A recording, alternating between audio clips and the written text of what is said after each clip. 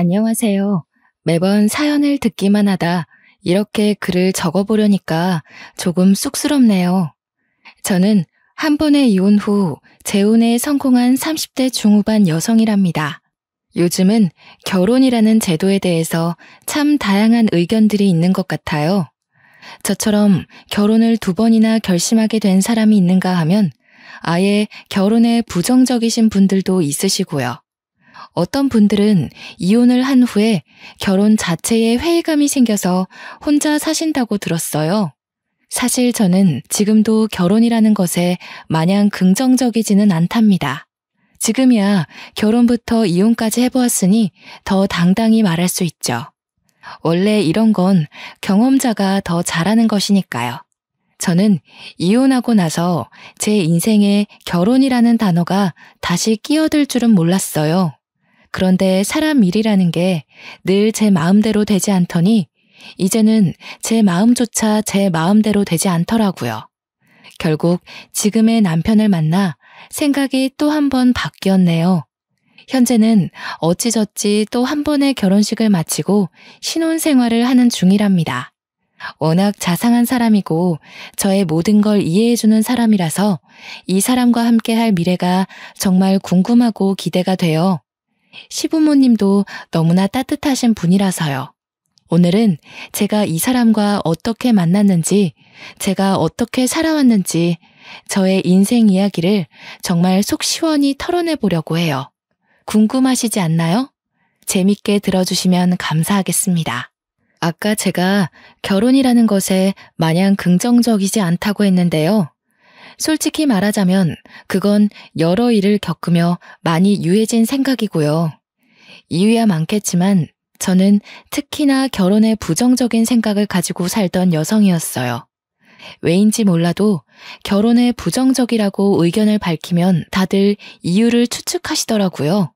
조금 뻔한 대답이 될 수 있기는 한데 가장 큰 이유는 제가 이혼 가정에서 자랐기 때문이에요. 여기는 저에 대해서 아무도 모르시니까 정말 까놓고 이야기하자면 이혼 가정이라고는 말하지만 저에게 가정이랄 게 없었어요. 이게 무슨 말이냐 하면 이혼하시기 전부터도 부모님은 저에게 별다른 관심이 없었다고 봐야겠네요. 학교에서 나눠주는 가정통신문도 제가 직접 서명하고는 했으니 어느 정도였는지 대충 눈치채시겠죠. 그러니 부모님이 이혼하시고 나서는 얼마나 더 심했겠나요. 서로의 안중에 저의 존재는 없었고 자연스레 저는 혼자 자랐다는 말이에요. 동물에 비유하자면 저는 유기동물이었던 거죠. 부모님의 이혼 얘기가 처음 나왔을 때는 제가 중학교 2학년이었을 때인데요. 그 어린 나이에 얼마나 놀랐으면 아직도 기억이 생생하게 나네요. 평소라면 바쁘다고 코빼기도 보이지 않던 부모님이 웬일로 집에 있었어요.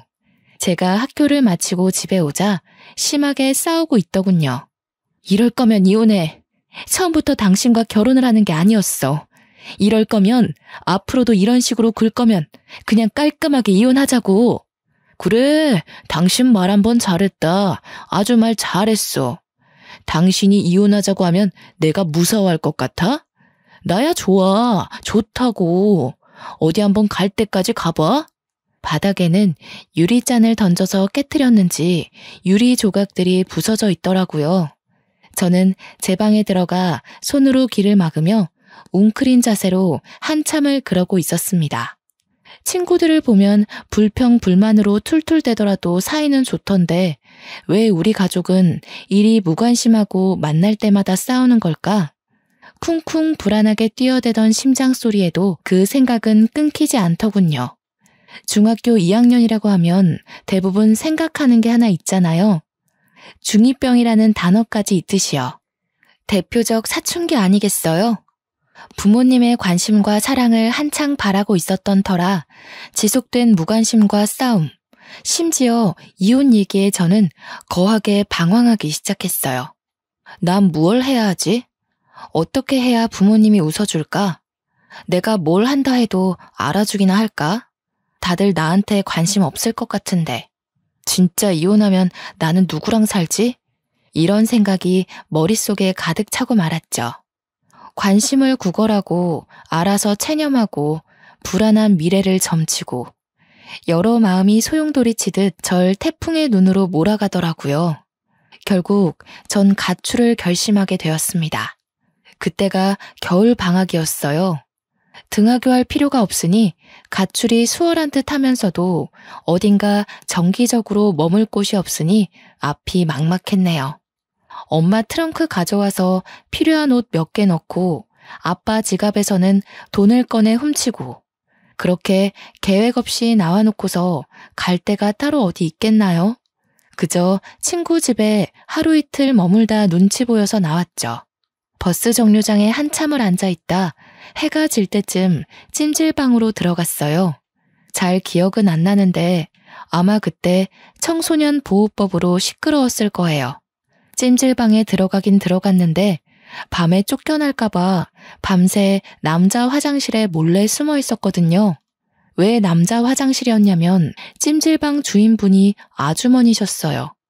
아주머니는 여자 화장실을 주로 관리하시고 남자 화장실은 잘 안 들어가시는 듯 했어요. 남자 화장실은 아저씨가 아침에 주로 청소하는 것 같았고요. 낮에는 자고 밤에는 남자 화장실에 숨어있던 생활을 사흘간 반복하다 보니까 돈도 떨어지고 밤낮도 자연스럽게 바뀌더라고요. 원래 밥은 점심 지나 근처 식당에 나가 먹었는데 그때가 딱 손님도 없어 괜한 눈치도 안 보이고 아침부터 낮까지 자다 일어나곤 했으니까 그 시간이 적기라 생각했어요. 식당 가서 밥 먹는 것도 한두 번이었어야 했는데 중학생 2학년이 뭘 알았겠어요. 먹고 싶으면 먹었으니 당연히 제 수중의 돈은 점점 가벼워지더라고요. 급기야 국밥 한 그릇 사 먹을 돈이 없어서 찜질방에서 파는 삶은 계란 몇 개로 하루를 버텼네요. 조금 웃긴 건 그렇게 돈이 없는 와중에도 식혜는 필수였답니다. 목이 막히니까요.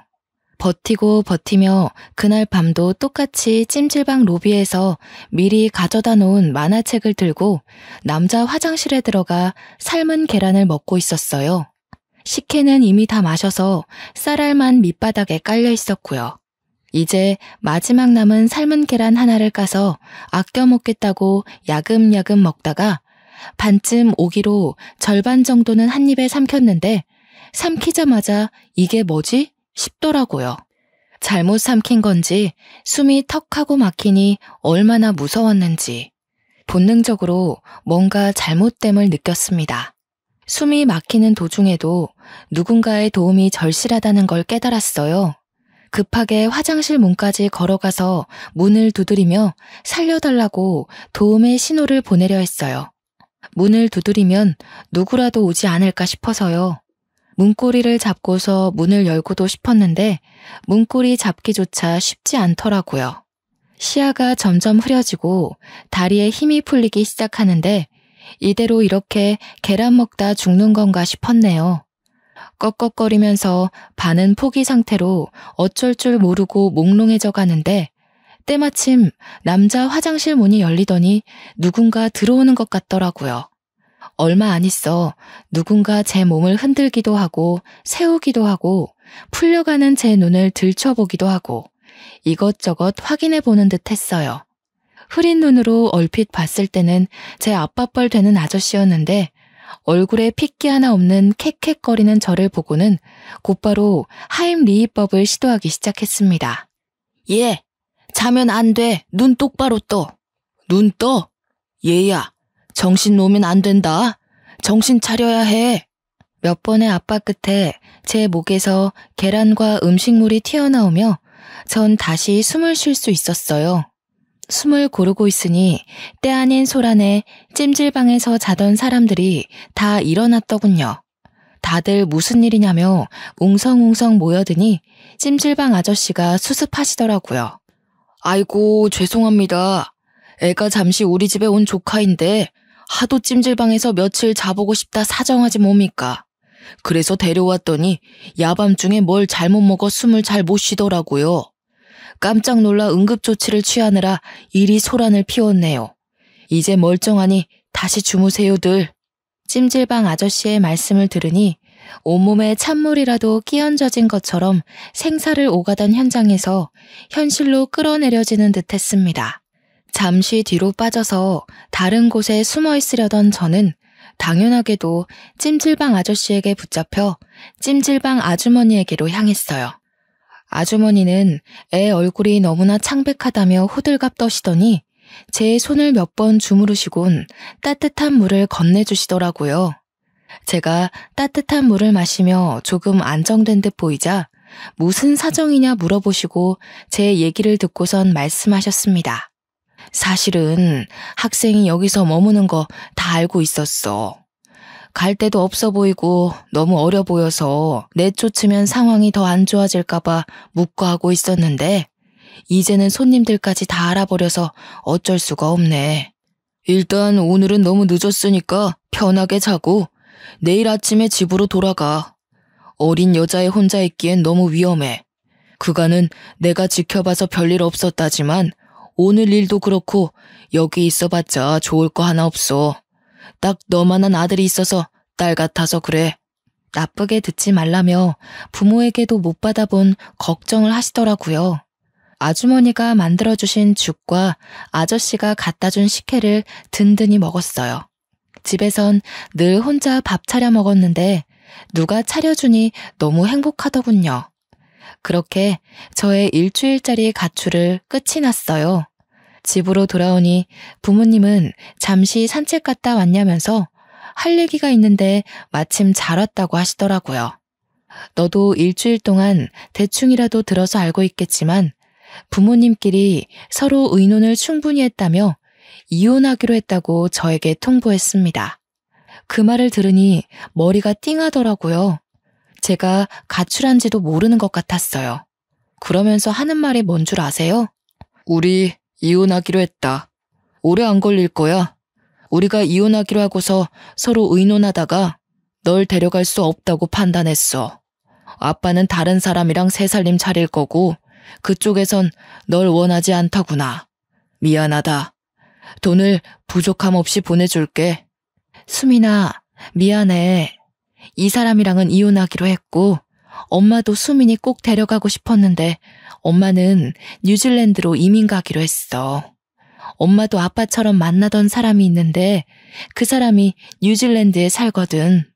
미안해. 엄마도 돈은 정말 부족함 없이 보낼게. 엄마 이해하지? 듣다 보니 쌍방으로 바람이 나서 이혼 후 서로 새 가정을 차리기로 했다더군요. 아빠는 아빠대로, 엄마는 엄마대로 새 인생을 살 계획이 번지르르 하더라고요. 벌써부터 엄마나 아빠나 새 가족이 될 사람이 있으니 어찌나 몸을 추스르시던지. 둘 중 아무도 저를 책임질 수 없다고 그러던데요. 생활비는 충분히 주겠다면서 따로 집조차 구해주지 않은 채 하숙집을 구하든 월세방을 구하든 혼자 살라고 말하더라고요. 전 이혼하더라도 저를 누군가 데리고 갈 줄 알았지 버리고 갈 줄은 꿈에도 몰랐네요. 정말 누가 알았겠어요. 일주일의 가출 후 이번엔 가족으로부터 내쳐져 혼자 살게 되었어요. 잠잘 곳부터 구해야 한다는 생각에 자연스레 찜질방은 제 머릿속에서 잊혀지더군요. 그나마 부모님에게 아주 조금의 양심은 남아있긴 했는지 생활비는 꼬박꼬박 줘서 고등학교 졸업 때까지 학업에 매진할 수 있었어요. 그마저도 여유롭게 준 것은 아니었고 제가 성인이 되자 알아서 살라며 연락조차 끊겼지만요. 이른 나이부터 홀로 서기를 해야 했던 저는 불안감에 열심히 공부했고 그래서 서울에 있는 유명 대학에 장학금 받고 입학했답니다. 성인이 되고 나서는 정말 일에 치여 살았어요. 생활비에 기숙사비에 돈을 많이 벌어야 했거든요. 아르바이트에 과외에 대학 생활을 병행하면서도 그 와중에 성적 유지도 해야 했고요. 그렇게 시간이 없어서 정신없이 바빠서 그랬던 것일까요? 저는 아르바이트 하는 곳에서 한 남자를 만나는 지금 생각하면 정말 미련한 짓을 하게 됩니다. 그 남자는 프랜차이즈 카페 점장이었고 저와는 10살 차이였어요. 제가 아르바이트생으로 들어올 때부터 잘해주더라고요. 솔직히 별로라 생각했던 사람이라도 나에게 꾸준히 잘해주는 모습을 보면 어느새 경계심 풀고 친하게 지내게 되잖아요. 호의를 굳이 저기로 받아들이지 않으니까요. 저도 그랬습니다. 그 남자뿐 아니라 같이 아르바이트 하던 동료들과 적당히 친해졌을 때였어요. 아르바이트생 전체 회식을 한다고 하더라고요. 저는 피곤하기도 하고 집에서 조금이라도 쉬고 싶어서 안 가려고 했는데 말하다 보니 회식에 참석하는 걸로 분위기가 형성되더군요. 결국 참석해 1차, 2차까지 쭉 달리는데 눈 뜨고 보니 그 남자와 저 이렇게 둘만 남아 술을 마시고 있었고 저는 술에 취해 누군가에게라도 기대고 싶었는지 제 입으로 저의 인생사를 술술 다 말하고 있었어요. 그 남자는 저의 사정을 다 듣고 나자 그 후부터는 밥을 사주고 싶으니 같이 먹자며 따로 약속을 잡으려 하더니 영화 티켓을 누군가에게 받았는데 같이 보러 가지 않겠냐고 하면서 저를 작정하고 꼬시더라고요. 어릴 때부터 혼자 살아서 많이 외로운 와중에 계속 잘 대해주고 꼬시는 사람이 있으니까 제 마음은 점차 그 사람에게로 기울었어요.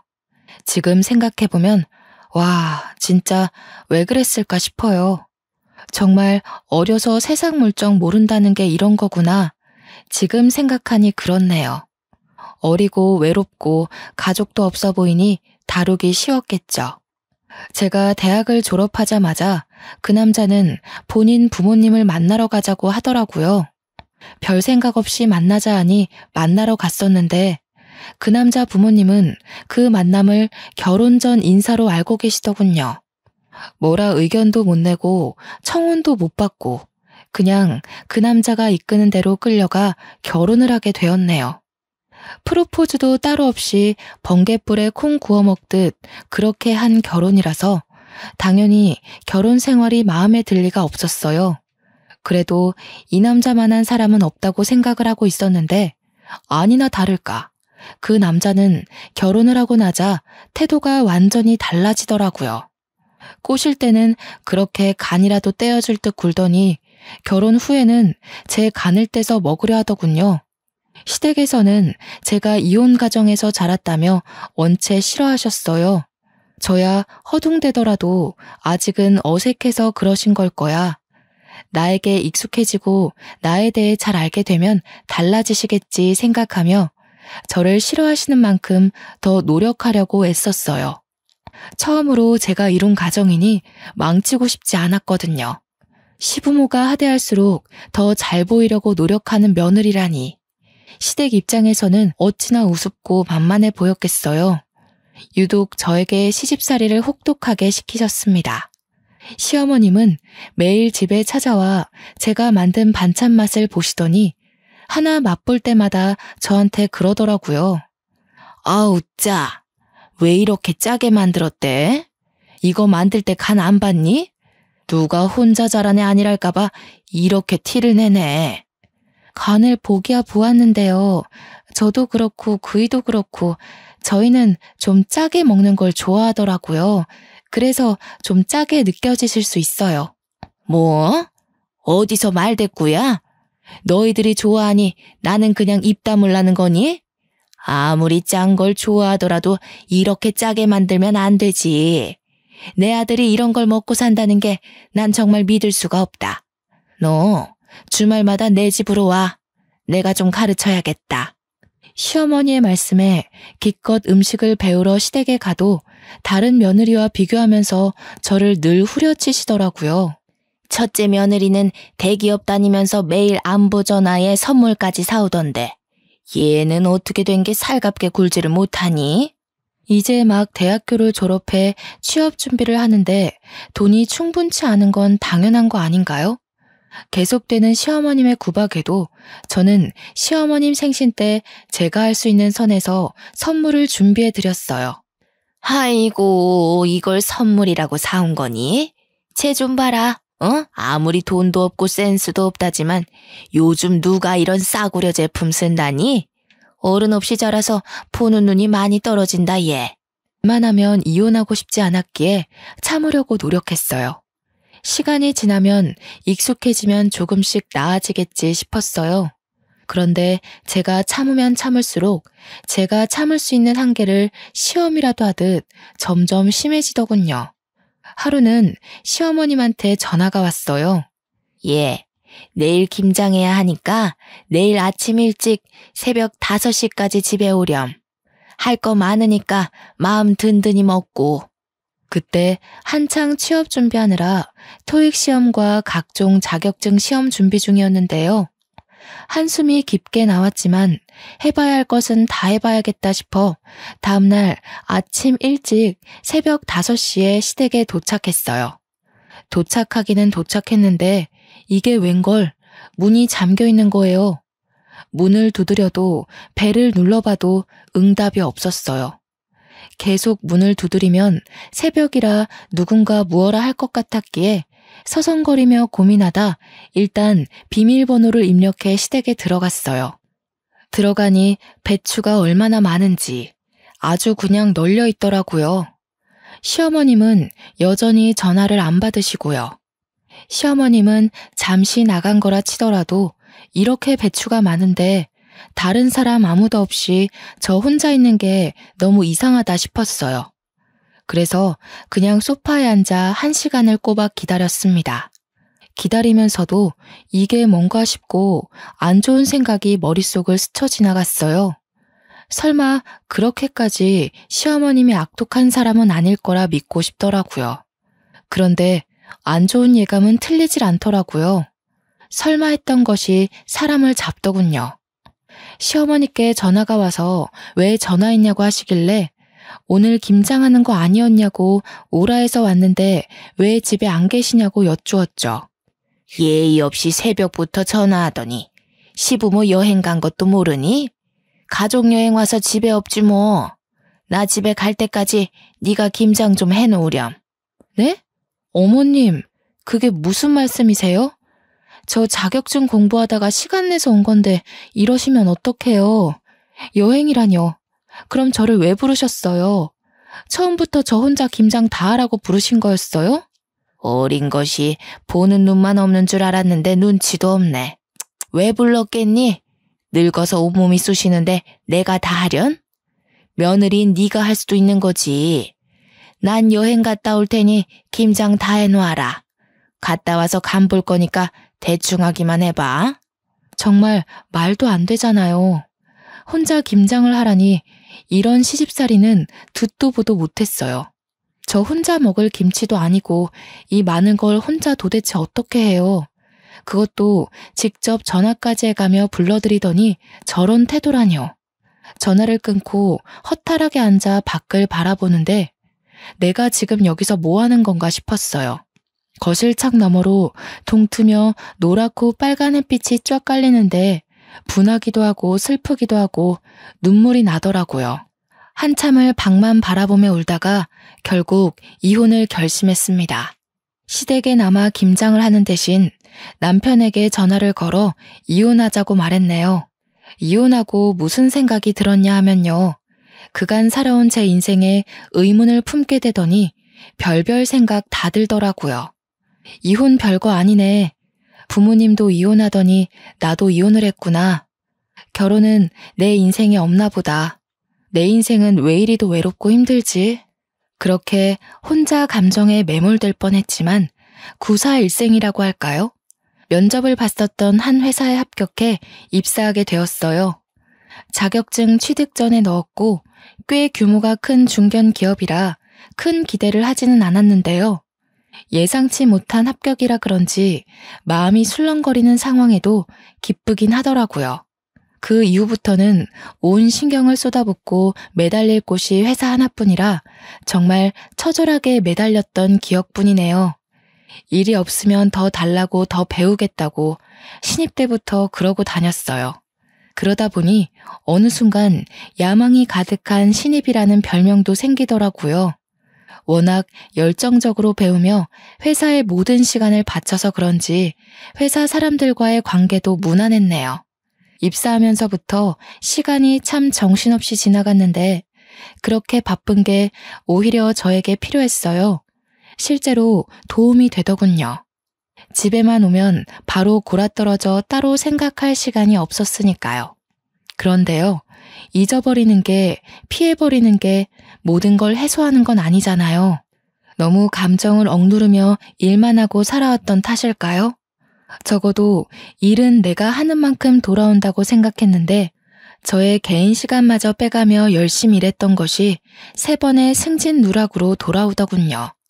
처음 한두 번 정도야 당황스러웠지만 그럴 수 있지 하고 넘어갈 수 있었어요. 3번을 승진해서 누락시키니까 제가 일을 못하는 편도 아니고 너무 황당하더라고요. 승진 누락 결과를 출장지인 제주도에서 확인했었는데 마냥 기다리다가 회사로 돌아가서 물어보기엔 열불이 나더군요. 마침 같이 출장 왔던 부장님이 옆에 계셔서 바로 여쭤보니 하시는 말이 나야 뭐 수미 씨가 워낙 일을 잘하니 승진 때마다 수미 씨를 밀어줬지. 근데 임원들 생각은 그게 아닌가 보더라고. 너무 예민하게 받아들이진 말고 수미 씨가 아무래도 이혼도 했었고 딱히 책임질 가족이 있는 게 아니잖아. 임원진들은 워낙에 또 보수적이니까 가정이 있는 남자를 밀어주려 하더라. 부장님 말씀을 듣는데 한마디 한마디가 속이 쓰리더라고요. 부장님은 본인이 힘이 없어 미안하다며 위로를 해주시려 했는데 딱히 위로가 되지는 않았어요. 이혼해서 또는 책임질 가족이 없어서 이런 개인적인 이유로 저의 발목을 잡았던 일이 이번 한 번만 있는 건 아니었거든요. 학창시절에는 부모님의 이혼이 저에게 큰 걸림돌로 작용했어요.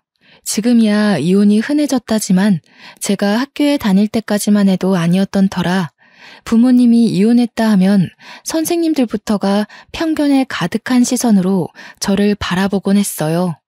시험에서 성적이 조금이라도 안 좋게 나오면 쟤도 그렇게 노력하더니 이혼 가정이네는 어쩔 수 없네 라는 식으로요. 시간이 지나 극복했다고 생각했는데 직장 생활에서조차 되풀이 되다니.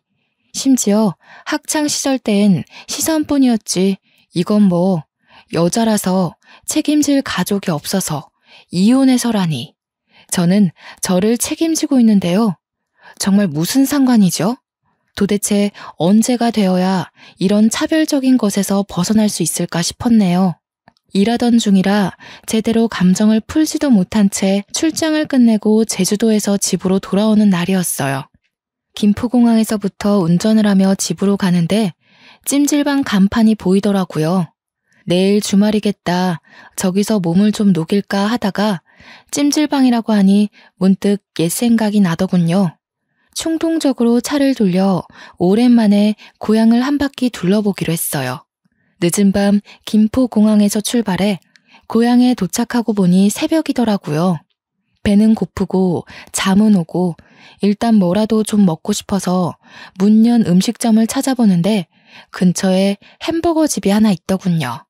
일단 배가 너무 고프니 햄버거를 포장해 간단하게 먹고서는 보이는 아무 데라도 들어가 잠이나 자야겠다 생각하고 갓길에 차를 잠시 세워두고 갔다 왔죠. 봉투를 달랑이며 차를 향해 걷는데 처음엔 꿈꾸는 줄 알았어요. 분명 제가 햄버거를 사러 갈 때까지만 해도 차 하나 없는 텅텅 빈 도로에 사람 한 명 없었거든요. 근데 제가 햄버거를 포장하고 나오자 저 멀리 횡단보도에 뭔가 보이는 거예요. 원래 있었나? 내가 못 본 건가? 아니면 내가 귀신에 홀렸나? 하고 일단 차에다 햄버거를 놓고선 천천히 다가가는데 가까이 다가가면 다가갈수록 사람의 형상인 게 느껴졌어요. 아저씨에서 할아버지 그 애매한 나이대의 아저씨였는데 깜깜한 새벽에 모르는 사람이 제 앞에서 피를 흘리며 쓰러져 있는 걸 보니까 잠도 확 깨고 정신이 아찔하더군요. 직감적으로 이건 뺑소니다 싶어 덜덜 떨리는 손으로 112에 신고했습니다. 얼마 안 있어 구급차와 경찰차가 오더라고요. 제가 살아온 인생을 되돌아보며 우울한 감정에 빠져 있으려고 했는데 이 새벽에 도대체 이게 무슨 일인지. 세상은 저에게 우울해할 시간을 주지 않으려고 했나 봅니다. 저는 신고자로서 최대한 협조하기 위해 같이 병원에 갔습니다. 응급실에 도착하니 상황은 긴박하게 흘러가더라고요. 아저씨는 바로 수술이 필요한 상황인 듯 주변이 분주했고, 아저씨의 소지품을 통해 신분을 조회하고 가족에게 연락하느라 바쁜 듯 보였어요. 머뭇대며 근처를 맴도니 저보다 어려 보이는 경찰관이 말을 걸어주더라고요. 신고자분 맞으시죠? 사건 조사에 협조 부탁드립니다. 뺑소니 사건으로 신고하셨는데 직접 목격한 것인지요? 아니요. 제가 햄버거를 사러 잠시 갓길에 차를 세웠는데요. 포장하고 오니 저 멀리 횡단보도에 사람이 쓰러져 있더라고요.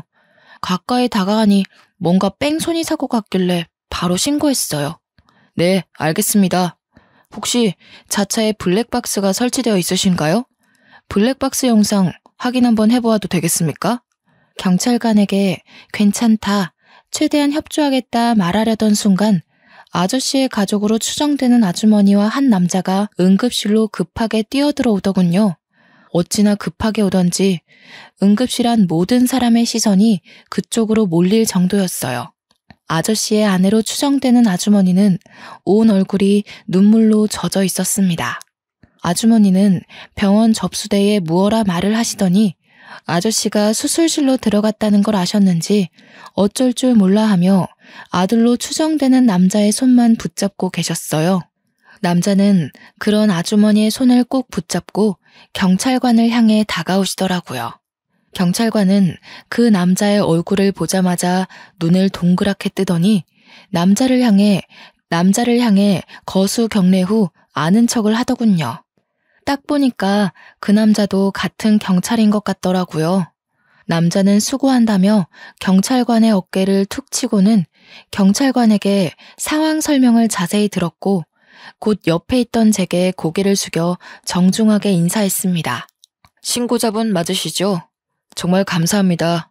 덕분에 제 아버지가 늦지 않게 수술대에 올라갈 수 있었습니다.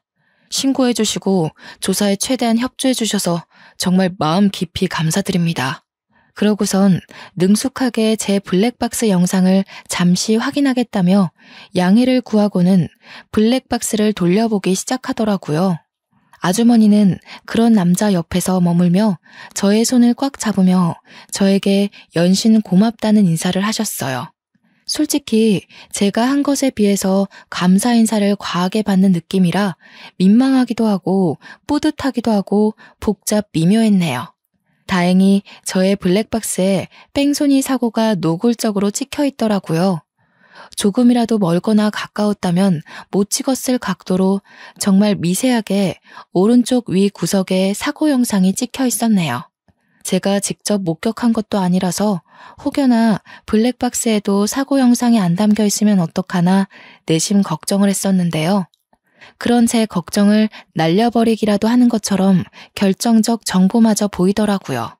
정말 잠시 갓길에 차를 세워둔 거라 헤드라이트를 켜뒀었는데요. 그 불빛에 뺑소니 사고를 내고 도망가려던 차가 제 차 쪽으로 다가와서 제 블랙박스 각도를 확인하는 듯한 움직임이 있었어요. 처음엔 빛이 번져서 번호판이 안 보이는 듯 하다가 뺑소니 차가 제 차에서 멀어지며 번호판이 확실하게 보이더군요. 그로부터 대략 한 달 뒤, 그 남자로부터 전화가 왔어요. 늦게 연락드려 죄송합니다. 덕분에 제 아버지 수술이 무사히 끝나서 오늘 퇴원하셨답니다. 뺑소니범도 덕분에 수월하게 잡았고요. 감사 인사를 드리면서 밥 한 끼 대접하고 싶은데 이번 주 토요일 괜찮으신가요? 정말 다행이네요. 퇴원 축하드려요. 이번 주 토요일에 따로 약속이 없어서 시간이야 괜찮은데요. 제가 그쪽에 살고 있지 않아서요. 마음만 감사히 받을게요. 제 아버지 생명의 은인이신데 밥 한 끼 대접할 수 있게 해주세요. 거리가 멀어 그러는 거라면 지금 사시는 곳 근처 식당에 예약하겠습니다. 제대로 감사 인사를 할 기회를 주셨으면 합니다. 제 아버지도 꼭 직접 뵙고 싶다고 하셔서요. 간곡히 부탁하시니 마냥 거절하기가 죄송스럽더라고요. 그렇다고 저는 서울에 사는데 이제야 막 퇴원한 환자를 모시고 서울까지 그 먼 거리를 올라오라고 하기에도 못하고요. 결국 서울과 제 고향 그 중간쯤에 위치한 한정식 식당에서 만나 뵙기로 했네요. 그렇게 토요일 식당에 도착하니 먼저 와 계시더라고요. 문을 열고 예약한 방으로 들어갔는데 아저씨와 아주머니가 저를 보자마자 벌떡 일어나시더니 제 양손을 붙잡으시며 감사 인사를 하셨어요. 아니, 제가 한낮에 이렇게까지 감사 인사를 받은 건 처음이라 몰랐는데 이게 생각보다 쑥스러운 일이었어요. 손을 내저으며 아니에요, 다행이에요 하며 자리에 앉는데요. 그때 그 응급실에서는 이런 생각할 여유가 없어 몰랐는데 왜인지 모르게 아저씨와 아주머니가 어디선가 뵌 것 같은 낯선 기분이 들더라고요. 내 착각인가 싶어 일단 밥을 먹으며 대화를 이어갔어요. 맛있더라고요. 여러 얘기를 하던 중 아저씨와 아주머니가 찜질방을 운영하셨다는 말에 순간 하고 예전 가출했었을 때의 기억이 머릿속을 스쳐 지나가더군요. 정말 혹시나 하고서 여쭤보았어요. 예전에 찜질방을 운영하셨다고 하셨잖아요. 그거 그 동네에서 하셨던 건가요? 저 정말 혹시나 싶어 여쭈는 건데 혹시 예전에 한 학생을 구하신 적 있지 않나요? 응? 그렇지요. 그 찜질방 터가 희한했는지 이이가 몇 번 그랬던 적이 있네요. 근데 그건 왜 물어보시나요? 저의 뜬금없는 질문에 잠시 저를 빤히 바라보며 생각에 잠기셨던 아저씨가 문득 그러고 보니 걔 중에 제일 기억나는 여학생이 있었다고 말을 먼저 꺼내시더라고요. 정말 어린 학생이었는데 가출이라도 했는지 며칠 동안 찜질방에 머물더군요. 불량 청소년 같아 보이지는 않고 질에 찔렸는지 밤마다 남자 화장실에 숨어 있어서 더 눈길이 갔죠. 걱정되는 마음에 하루는 얘기 좀 해보려고 남자 화장실에 들어갔는데 숨이 막히는지 컥컥거리면서 창백하게 질려있더라고요. 아, 그 학생 머물 거면 당당히 좀 머물지. 그마저도 못하고 맨날 밤새 숨어 있어서 어찌나 마음이 짠하던지요. 이이가 때마침 화장실에 안 찾아 들어갔으면 정말 큰일 날 뻔했어요. 그 학생이 컸으면 딱 지금 아가씨 같았겠네요. 어린 학생이 죽을 것 같아 일단 살리고 봤다고 그리 말씀하시며 웃으시는 아저씨와 아주머니의 모습을 보는데 예전에 죽을 내주시던 아주머니의 모습과 식혜를 건네주시던 아저씨의 모습과 겹쳐 보이며 확신이 딱 들더군요. 예상치도 못한 만남에 저는 너무나도 놀라 몇 초간 말을 못하다가 비명을 지르듯 소리치며 말했어요. 그 학생이 바로 저예요. 세상에, 말도 안 돼요. 저 진작에 찾아가 감사 인사를 꼭 드리고 싶었는데 찜질방이 없어져서 감사 인사를 드리고 싶어도 드릴 수가 없었어요. 그런데 이런 우연으로 만나게 되다니요. 세상에. 아니, 저만 신기한 건 아니죠? 진짜 너무너무 신기하지 않나요? 모든 게 우연으로 맞아떨어진 거잖아요. 아저씨가 제 목숨을 구해준 것부터 제가 아저씨를 구해주게 된 것까지요. 심지어 이렇게 만나게 된 것도 포함해서요. 흔치 않은 인연에 어안이 벙벙해지더라고요. 현실감이 없어도 너무 없게 느껴졌지만 이 기회가 아니면 영영 감사 인사를 할 기회가 없을 것 같아 재빠르게 말했어요. 그때 정말 감사했어요. 제가 그때 많이 힘들기도 했고 방황도 많이 했는데요. 목숨도 구해주시고 직접 죽도 만들어주셔서 그게 얼마나 큰 힘이 되고 감사하던지요. 평생 감사 인사를 못 전할 것 같아 늘 마음 한구석이 좋지 않았는데 이리 감사 인사를 전할 수 있어 너무나도 감사하네요. 아주머니와 아저씨는 잠시간 어리둥절해하다가 거짓말하는 거 아니고 진짜냐며 이게 무슨 인연이냐며 놀라워하시더라고요. 조용히 밥을 먹으며 듣기만 하던 남자도 감탄하시더니 한마디 하셨어요. 아니, 이런 인연이 있을 수 있다는 게 신기하네요. 이 정도 인연이면 세상에 이런 일이라도 출연해봐야 하는 거 아닙니까? 그날은 정말 서로 감사 인사만 100번 말하고 헤어졌던 것 같아요. 저는 그날 이후로 그간의 미련을 이제라도 푸는 심정으로 아주머니와 아저씨께 자주 연락드리고 찾아뵈었어요. 그 남자 역시도 오다 가다 자주 마주쳤죠. 제일 무서운 인연은 스며드는 인연이라고들 하잖아요. 저는 정말 그 남자에 대해서 아무 생각이 없었는데요. 자주 찾아뵙다 보니 자주 마주치게 되고 또 그러다 보니 가끔 생각이 나고 궁금하고 그렇게 감정이 진화하더라고요. 명절에 누구네 집을 방문해 본 적이 정말 까마득한데 아주머니와 아저씨가 혼자 지내는 저의 사정을 먼저 알아봐 주시고 설날에 집으로 오라고 초대해 주셨어요. 부모와 영 끊고서 살고 있던 저라 명절에 대한 추억이나 경험이 많이 없어서 괜스레 설레더라고요. 빈손으로 가기에는 민망할 듯 싶어 고향 근처 농협에서 한우를 사려고 했어요. 무슨 부위를 사들고 가야 하나 이리저리 둘러보며 고민하는데 누군가 말을 거는 거예요. 오늘도 집에 놀러 오시는 거예요? 명절 선물 사시려는 거면 고기보다는 해산물이 좋을 거예요. 부모님이 해산물 좋아하시거든요. 깜짝이야. 뭐예요? 왜 여기에 있어요? 아무튼 감사해요. 안 그래도 무얼 더 좋아하실지 고민이 됐었거든요. 그쪽은 뭘 더 좋아해요? 이왕 명절 선물 사는 김에 같이 사줄게요. 저야 뭐 다 잘 먹습니다. 마음만으로도 감사하네요. 자, 해산물 코너로 갑시다. 아무래도 전복이 좋을 거예요. 그 남자가 몸이 좋다는 건 이미 알고 있었거든요. 제 바로 앞에서 뒤돌아서 걷는데 그 사실이 갑자기 확 다가오더라고요. 심지어 해산물 코너에 가서 전복을 구경하는데 일하시는 직원분이 저와 그 남자를 엮으며 신혼이냐고 물어보는 거 아니겠어요?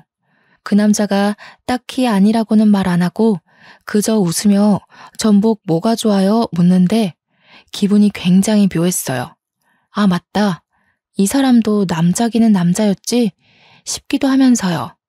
직원분의 추천대로 전복 선물 세트를 사서 제가 들으려는데 그 남자가 저를 한번 쓱 보더니 선물 세트를 가져가서 들더라고요. 제가 또 그런 배려에 약한 거 어떻게 알고. 그때 그 남자의 행동 하나하나에 반응하는 저를 보자니 제대로 감겼구나 싶더라고요. 그렇게 마음을 깨달았어요. 설날 잘 보내고 서울 올라가면서 그 남자에게 연락하기 시작했죠. 그 남자도 알게 모르게 저한테 마음이 있었는지 연락이 끊기지 않게 이어가더군요. 제가 경찰 제복 입은 모습 한번 보고 싶다니까 그날 퇴근길에는 제복 입은 상태로 오기도 하고요. 그렇게 눈 맞아서 1년의 짧은 연애 끝에 저는 결혼까지 결심하게 되었어요. 네, 맞아요. 지금의 남편이랍니다. 근데요, 솔직히 남편에게는 첫 결혼이지만 저한테는 재혼이잖아요. 아무래도 이혼의 경험이 있으니까 재혼은 시작부터 망설여지게 되더라고요. 그런 제가 답답했는지 남편은 뭐가 걱정이냐면서 대놓고 물었고 저는 대답했죠. 당신도 알겠지만 나 이미 결혼도 해봤고 이혼까지 했잖아. 당신이랑 결혼하게 되면 아주머니도 아저씨도 내 시부모님이 되는 건데 지금처럼 편하게 못 지낼까봐 무섭고 그래. 당신은 처음인데 나만 재혼이니까 미안하기도 하고. 그런 거라면 정말 걱정하지 마. 우리 부모님 성격 몰라서 그래? 당신이 나랑 결혼한다고 해서 시부모 유세 떨고 그럴 사람들 아니라는 거 알잖아. 난 당신과 사랑하는 가정을 이루고 싶은 거야. 처음이든 재혼이든 관심 없어. 재혼에 회의적이었지만 저의 가정을 이루고 싶다는 욕심은 있었거든요. 남편은 바로 그 점을 기가 막히게 꼬집으면서 설득하더라고요. 마침내 제가 결혼하자며 고개를 끄덕인 날 남편은 쐐기를 박으려는지 바로 부모님께 결혼하기로 했다고 고하더군요. 저는 그 옆에서 긴장이 돼 손끝을 만지작거리고 있었는데 어머님이 한박 웃음을 지으시며 말씀하셨어요. 아이고, 올해도 걸렸다, 올해도 걸렸어. 얼마나 기다렸는지 아니? 우리 남편 차가운 길바닥에 외롭게 죽을 뻔했는데 그거 발견하고 구해준 넌 우리 집안의 귀인이야. 어디서 이렇게 착하고 선한 아이가 굴러왔는지 우리 모자란 아들과 결혼까지 해준다니 난 더없이 행복하구나. 어머님과 아버님은 혼수랑 집도 전혀 걱정하지 말라고 큰 소리 떵떵 치시더라고요. 우리 집에 귀인이 들어오는데 그것 하나 못 해주겠냐면서요. 사공의 목표가 하나고 모두가 열정적이니 배는 순항하더니 그 자리에서 결혼식 날짜까지 바로 정했답니다. 다만 결혼식 날짜가 다가올수록 이혼한 제 친정 부모가 마음에 걸리기 시작했어요. 결혼식 혼주석에 불러야 하는 건지 고민이 돼서 예비 시부모님께 먼저 상의하니까 제 마음 편할 대로 결정하라 하시며 한마디 하셨어요. 내가 이 결혼에 원하는 건 딱 하나야. 바로 네가 우리 집에 시집와서 행복해지는 것이란다. 예비 며느리로 무언가 하려고 노력하지 않아도 돼. 넌 이미 우리 가족의 은인이잖니.